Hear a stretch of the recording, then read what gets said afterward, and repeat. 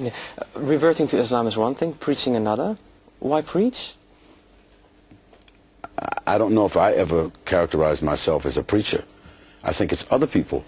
They see people who represent religion and speak about their religious values as preachers. I'm not a preacher. I'm a teacher. That's a big difference. So we should call you a teacher in Islam? Well, no, not necessarily. Help us out here. Yeah, I want to know. No. I happen to be a Muslim. So the moral values, you see, the moral values that drive my views are Islam. But I'm not a person preaching about Islam, calling people to Islam. That's not my ambition. Maybe 20 years ago, in a bit of my naivete, you could say that because maybe people think we need to call people to Islam. But 20 years after understanding human psychology, I don't call people to Islam. I try to wear the principles of Islam through my conduct. I try to engage with people. And then if people are inquisitive like yourself and they say, "What? You're a Muslim. What is that about?" Then from that point, because you knock on the door, then I answer. Why do you consider that as being important to you, and maybe to Islam? If I were the manager of an art gallery, wouldn't I feel the necessity of taking people through and looking at the art and explaining what it is? Of course I would, because I would consider it to be a valuable job. So as a Muslim, there are 1.5 or more million Muslims in the world. Islam has occupied a huge amount of the history of the world and its civilizations. So therefore, being a Muslim, I feel very empowered, I feel very privileged.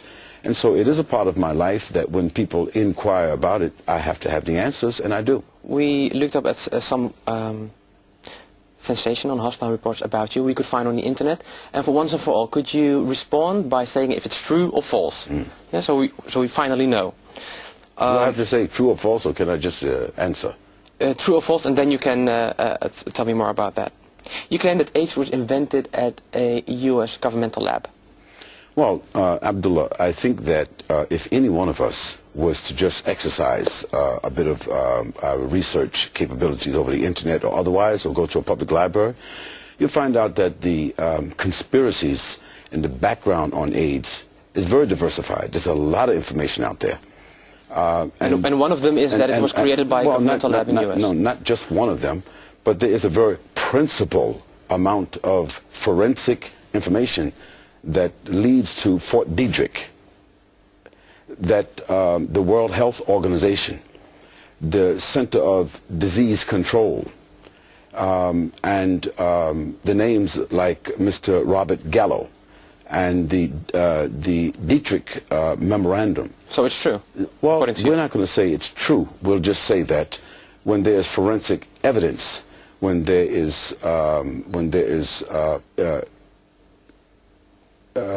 very clear indications that it is something other than a normal virus, okay, so then if it is a man-made virus, as most forensic evidence seems to point out, then if it's a man-made virus, it had to be incubated and developed somewhere.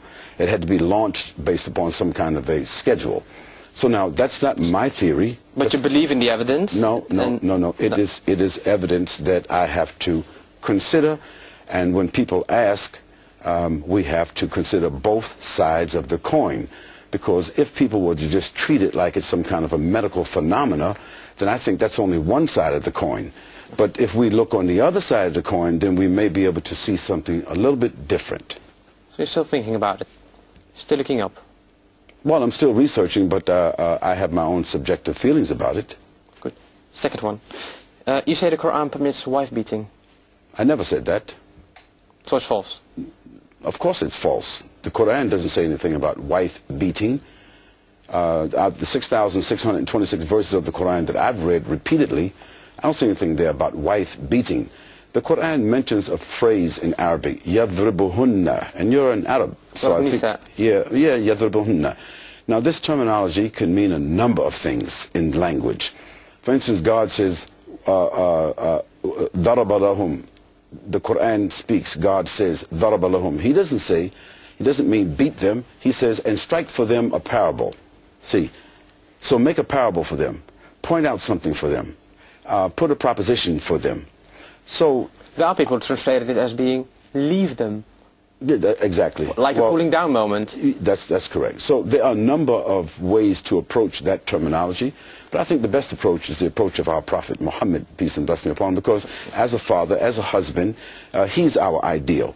He never beat a wife. He never beat an animal. So he says that the best of you is he who is best to his family, and I'm the best among you. So if our Prophet interpreted that verse from God, and he didn't beat a wife, and those that followed him in piety, the khulafa, they didn't beat their wives. There are still certain Muslims, a minority, which think that they are allowed to beat their wives from Islam. So you're basically telling them now that they are wrong. We have to say, Abdullah, that Islam has been taken hostage by people's culture, just like Christianity, and we need to separate culture from the religion and its sources. But for Khalid Yasin, just to make it clear, never said that. That is something that somebody took out of context using, so that's false. Using sound bites. We're going to leave it now. Yes. Last statement. You say that Muslims cannot have non-Muslim friends. No, I didn't say that. No. What I said is that intimacy, friendship in Islam has two different meanings. One type of friendship is the friendship where we take people into our religious, intimate friendship, and therefore they have the chance to even impact upon our morals. Could you point out the difference between being intimate and interact with? Yes, I mean, like if I have non-Muslim co-workers, am I allowed to do so? Of course. I mean, I have non-Muslim colleagues, co-workers, neighbors, and they're my friends. At the same token, they don't influence me religiously. They don't influence my perception of God. They don't influence my moral decisions. But they are necessarily the people that I interact with every single day. So they are friends, but of a different nature. I would like to step back from the media and turn to Dutch politics. Yes. Because there is a negative attitude towards you from Dutch Parliament and a certain part of Dutch society. How do you explain that?